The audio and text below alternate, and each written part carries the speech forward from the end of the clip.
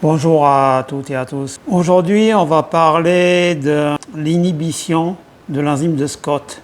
Qu'est-ce que c'est? Je vais vous expliquer. C'est une théorie basée sur la biochimie qui voudrait que l'on puisse empêcher les cellules cancéreuses de fabriquer leurs membranes. Et vous verrez comment cette étude a été orientée de certaines façons pour que les gens croient que ça fonctionne automatiquement, que ça peut guérir du cancer. Et je vais vous prouver que c'est totalement faux.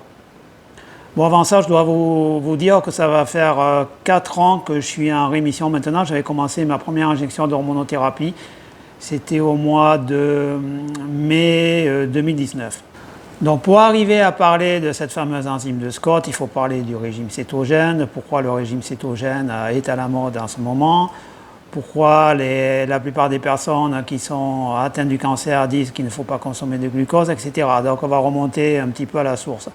On va parler du TEP scan ou PET scan, suivant si on utilise le terme anglais ou français. Tomographie par émission de positons. Alors comment ça fonctionne? On va vous injecter un liquide radioactif. Pour faire simple, ce liquide radioactif correspond en gros à une injection de glucose. Et les cellules cancéreuses vont fixer le glucose. C'est-à-dire là où vous avez la tumeur, vous allez voir apparaître une image colorée, et si cette tumeur a émis des métastases, vous allez voir les métastases sous forme d'une autre image colorée. C'est-à-dire vous allez voir toutes les cellules cancéreuses dans votre corps. Alors c'est très fiable, et de suite vous savez si votre cancer métastasé ou pas. Alors à partir de là, il y a un raccourci qui a été vite pris par les partisans des régimes cétogènes, en disant puisque la cellule cancéreuse fixe le sucre, elle se nourrit du sucre, on va supprimer le sucre, on va tuer la cellule cancéreuse. C'était aller peut-être un peu vite en besogne. Alors c'est un peu comme si moi je vous enferme dans un supermarché, vous aimez les gâteaux, vous aimez le sucre, et puis je dis au directeur du supermarché, voilà, je vais le faire mourir de faim, je vais enlever tous les gâteaux, le sucre. Vous n'allez pas mourir de faim parce que qu'est-ce que vous allez faire? Vous préférez le sucre évidemment, mais vous allez vous nourrir dans le supermarché, il y a de tout, hein, de la viande, des brocolis, enfin vous voyez ce que je veux dire. Vous allez vous nourrir autrement, c'est ce que fait la cellule cancéreuse. Elle ne se nourrit pas uniquement de sucre, par exemple pour le cancer de la prostate, le cancer que j'ai eu, elle se nourrit essentiellement de testostérone. C'est pour ça qu'il faut faire une hormonothérapie. C'est pareil pour le cancer du sein chez la femme. Ces deux types de cancers, il y en a je crois un ou deux autres, qui sont hormonodépendants, se nourrissent des hormones. Donc on va revenir au régime cétogène et comment arriver à parler de cette fameuse enzyme de Scott. Vous savez, la dernière fois, je vous avais parlé d'un chiropracteur qui se dit spécialiste du cancer. Il s'appelle Eric, la première lettre de son nom de famille est B. Si vous voyez un livre écrit par ce personnage, vous tapez son nom en entier, je ne vais pas lui faire de publicité, et vous verrez sur Wikipédia de qui il s'agit. Je trouvais un livre qui a été préfacé. Bon, le livre en lui-même n'a aucun intérêt. Donc il y a un neurochimiste qui a écrit une préface. Alors ce neurochimiste, ce qui est bien, c'est qu'il a avoué qu'il n'est pas spécialiste du tout en oncologie, que les recherches qu'il a effectuées ont été faites au niveau des animaux. Au moins, il a eu l'honnêteté de dire ça. Donc on va développer ce qu'il a écrit. Alors c'est écrit d'une façon complètement incompréhensible pour le profane. Si vous n'avez pas fait quelques études de biologie, chimie organique, vous aurez du mal à suivre son chemin mental. Mais je me demande s'il n'a pas écrit de telle façon pour que le profane soit complètement noyé dans son charabia et adhère automatiquement à ses idées. Je me pose la question. Donc je vais lire et je vais vous expliquer.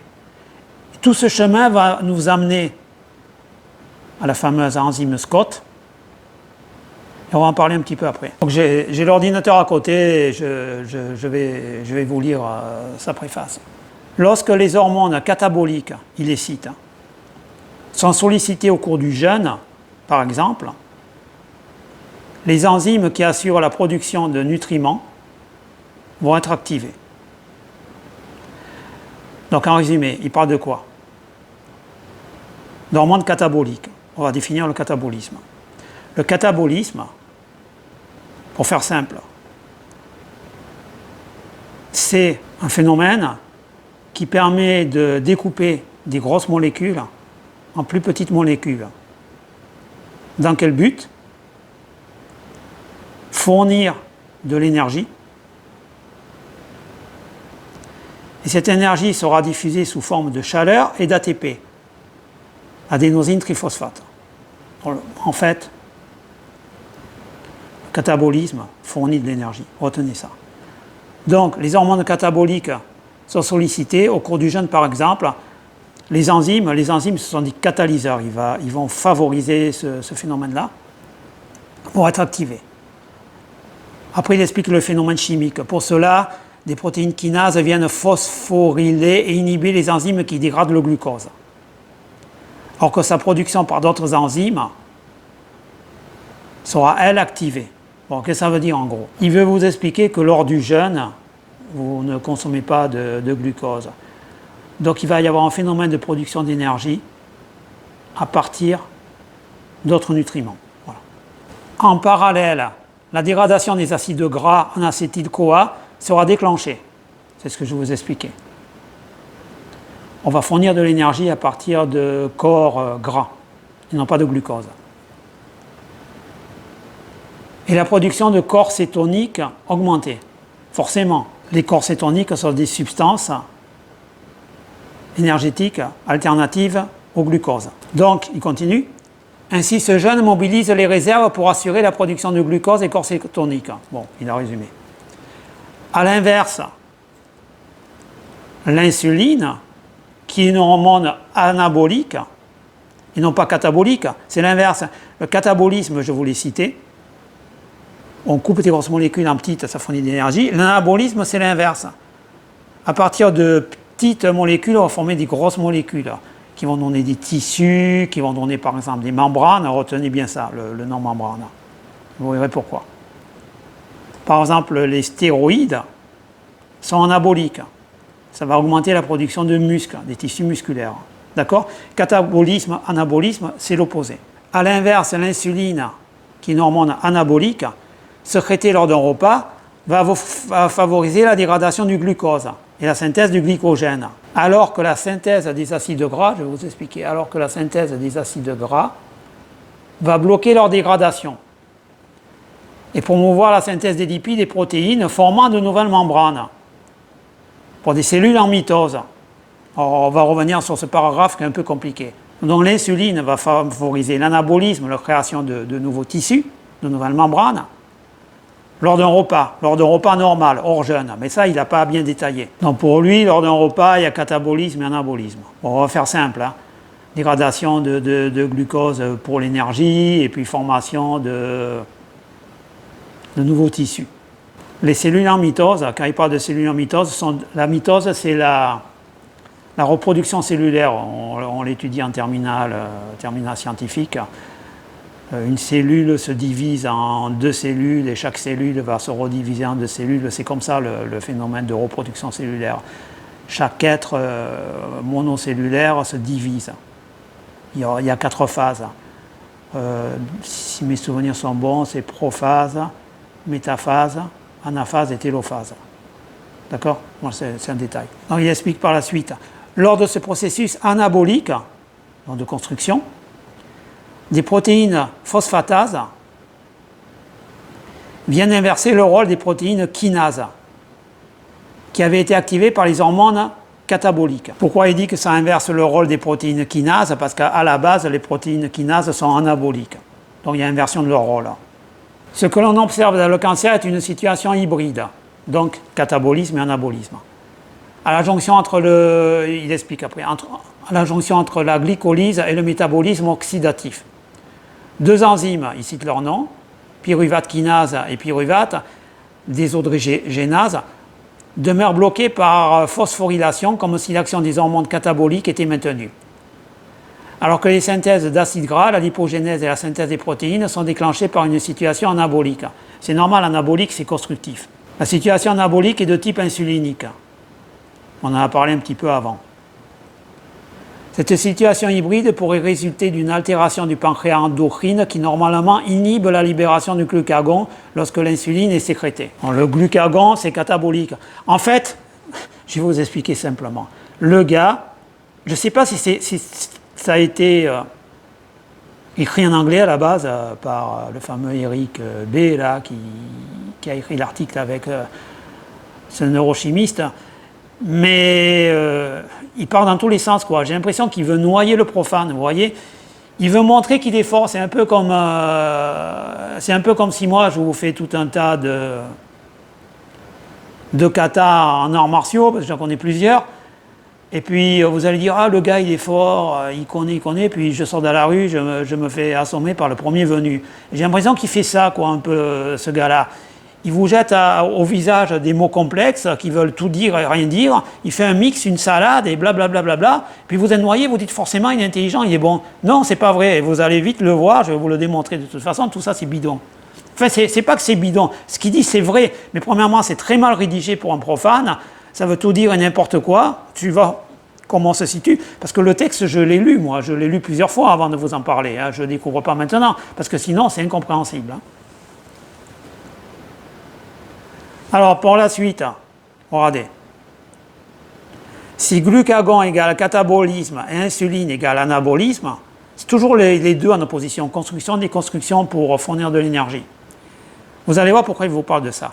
La situation hybride, oui, hybride, puisqu'on a les deux, catabolisme et anabolisme, observée lors du recablage métabolique des cellules tumorales, je ne comprends pas le terme recablage, ne mériterait-elle pas un essai de remise à zéro par le jeûne? Tout ça pour vous mener au jeûne cétogène. Alors en effet, lors du jeûne, on y arrive. La pyruvate kinase et la pyruvate déshydrogénase sont inhibées par phosphorylation. On peut espérer qu'à l'interruption de ce jeûne, on redéclenchera leur déphosphorylation, qui viendrait corriger la situation métabolique hybride des cellules tumorales. Bon, en gros, il voudrait un petit peu faire une remise à zéro des cellules cancéreuses. Alors en effet, l'interruption des deux dernières étapes de la glycolyse à l'entrée du cycle de Krebs, le cycle de Krebs, on génère de l'ATP à partir de corps lipidiques et de protéines. C'est ça le cycle de Krebs. L'interruption des deux dernières étapes de la glycolyse à l'entrée du cycle de Krebs, qui explique l'effet Warburg, nous indique que la source glycolytique de l'acétyl-CoA est bien bloquée dans les cellules tumorales. L'effet Warburg, pour faire simple, c'est le fait que les cellules cancéreuses se nourrissent de sucre. Nous savons aussi que la cellule tumorale doit nécessairement fabriquer ses acides gras et lipides et que cette voie métabolique interrompt automatiquement la voie de dégradation des acides gras en acétyl-CoA par un blocage de leur transporteur mitochondrial. Ainsi, la source principale de l'acétyl-CoA des cellules tumorales sera nécessairement la cétolyse des corps cétoniques qui dépend de l'enzyme SCOT, le produit de gène OXCT1. Voilà, on y vient. SCOT, c'est bien un enzyme qui permet une catalyse, qui permet à un phénomène chimique de se produire. Bloquer SCOT devrait alors empêcher la tumeur de grossir lors de cette tentative de reset par le gène. Bloquer SCOT et la cétolyse au cours du jeûne. La cétolyse, c'est la production d'énergie à partir d'acides gras. Pour expliquer le succès de cette remise à zéro métabolique qui en même temps évite de nourrir la tumeur et expliquerait la régression qui a été constatée. Pour faire simple, dans un repas normal, il va y avoir catabolisme, c'est-à-dire le sucre va être consommé, c'est le carburant. D'accord? On parle de catabolisme. Non, il y a un rôle joué essentiellement par les hormones du pancréas.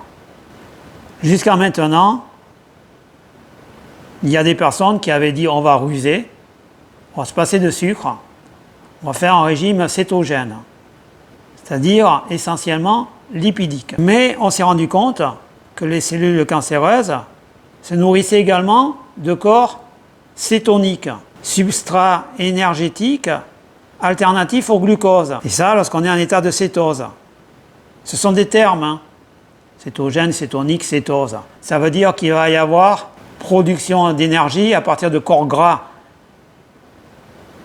Et non pas à partir de sucre. Ils se sont dit que ils se sont rendus compte que les cellules cancéreuses ont un catabolisme hybride. Catabolique à partir du glucagon et anabolique à partir des récepteurs kinases, qui sont stimulés également par le pancréas. Donc inhiber la cétolyse pourrait détruire la cellule cancéreuse parce qu'elle ne pourrait plus développer sa membrane. Et pour ça, il faut bloquer le catalyseur qui est une enzyme, tous les catalyseurs sont des enzymes, qui est appelé SCOT. SCOT, c'est l'abréviation d'un terme compliqué, on s'en moque, il n'en a pas parlé d'ailleurs. Voilà, en gros, c'est ça, la philosophie de bloquer SCOT, l'enzyme SCOT. Vous bloquez l'enzyme SCOT, vous détruisez la cellule cancéreuse. Pour faire simple, mais vous allez voir, ça ne marche pas. Alors comment ces personnages font pour vous convaincre? Ils utilisent la théorie du cherry picking. C'est-à-dire, ils veulent vous amener à une conclusion. Donc, ils vont orienter votre réflexion. Cherry picking, ça veut dire piquer une cerise, ça veut dire choisir une cerise. Ça veut dire je vous donne un panier de fruits, un panier de cerises, et vous allez isoler la cerise qui est pourrie en disant voilà, tout le panier est pourri, c'est ça. Ça, la stratégie. Donc j'ai trouvé une étude réalisée par un biologiste français sur Internet, je vais juste vous lire la conclusion. En 2018, c'est récent, une équipe chinoise réalise un travail important sur les corps cétoniques, l'enzyme SCOT, et le développement des tumeurs humaines implantées dans les souris. On parle bien de souris, d'animaux. Pour transformer les corps cétoniques en énergie, les cellules saines ont besoin de 4 enzymes, SCOT 1, 2 et BDH 1 et 2. Alors, conclusion. Toutes les lignées cancéreuses ne sont pas logées à la même enseigne pour servir des corps cétoniques. Certaines lignées cancéreuses possèdent une très bonne activité enzymatique pour croître grâce aux corps cétoniques.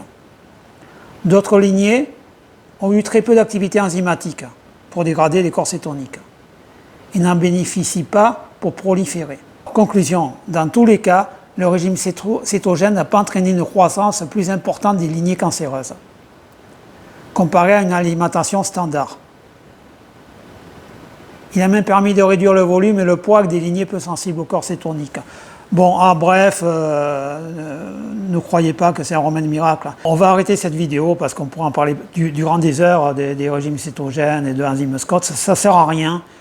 Oubliez, il n'y a pas de traitement miracle, oubliez le jeûne, ça ne sert à rien, vous perdez votre temps. Je voulais démontrer de façon plus ou moins scientifique, quand même, de façon rigoureuse. Donc la seule évolution qu'il y a eu dernièrement, c'est ce qu'on appelle le cyberknife. C'est une nouvelle forme de radiothérapie. Là où vous aviez besoin de 40 séances, comme moi j'ai subi 40 séances de radiothérapie, maintenant vous n'avez plus besoin de 5 ou 6, avec ce qu'on appelle le cyberknife. Donc vous tapez sur YouTube, cyberknife, couteau en anglais, et vous verrez de quoi je parle. Il y a une très bonne vidéo qui a été réalisée dernièrement par un centre, le CHU, je ne sais plus si c'est de Poitiers ou de Paris-Créteil. Cherchez cyberknife et vous trouverez. Voilà, ne vous emballez pas, ne vous lancez pas dans des traitements biscornus. Croyez en vous comme d'habitude.